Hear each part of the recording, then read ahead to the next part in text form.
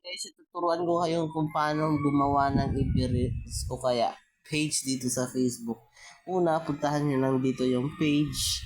Tapos, puntahan nyo dito yung create page. Tapos, get to start. Tapos, lagyan nyo ng pangalan dito. Tulad ko niyan, Nicole Randa. Tapos, i-next nyo lang.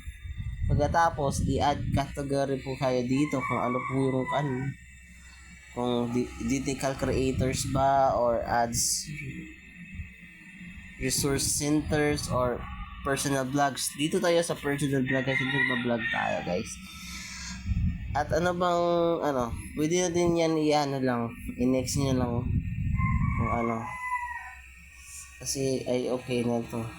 Yan, bigyan natin ganyan. I-next nyo na lang pagkatapos. Pagkatapos, do you have a website for Nicole Randa? Kung ano ang website ang gusto nyo, guys, ilagay na lang dito. Welcome to our page. Yeah. Lagyan nyo ng pictures. Paano pictures nyo dyan? Tulad nyan.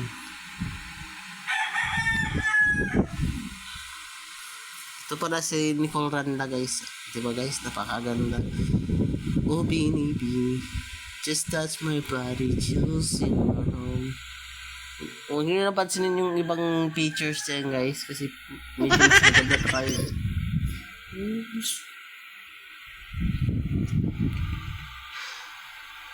Ayan na, guys. Ay nakagawa na tayo ng website o kaya page dito sa Facebook. At yun na nga po, guys. Salamat. Bye.